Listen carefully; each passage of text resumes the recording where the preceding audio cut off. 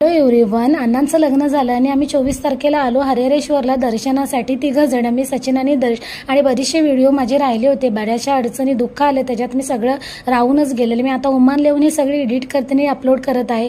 तर हे हरिहरेश्वरचं मंदिर, मी इथं पूजेची थाली घेत होते आणि सगळ्या श्रीवर्धनच्या लोकांना हा रस्ता माहिती आहे आणि जी बाहेरून येतात लोक त्यांना देखील माहिती असेल. तर आम्ही थेट वाट धरली कारभैरवची. आम्ही 3 वर्षानंतर जवळपास हरिहरेश्वरला आलोय दर्शनासाठी. आम्ही जास्त काही इथं आतमध्ये शूट नाही केलं.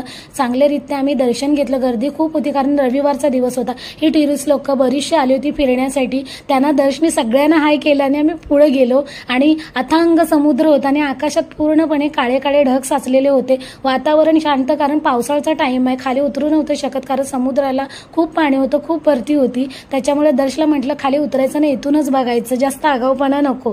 माझ्या दर्शला बीचवर जायची खूप हौस असते पण म्हटलं आता नाही, आपण दर्शनासाठी चालूय. सकाळी आलो त्याच्यामुळे माणसं थोडी तुम्हाला कमी दिसतील. इथली दुकानं बंद होती. विचारलं तर सांगितलं आता पाऊस चालू झाल्यामुळे लोक आता कमी येतात त्याच्यामुळे. तर माझ्या दर्शला आंबा वडीनी, फणस वडीनी, चॉकलेट जेलीची घ्यायला खूप आवडतात. आणि राईतबाई तुमच्यासाठी व्हिडिओ चॅनल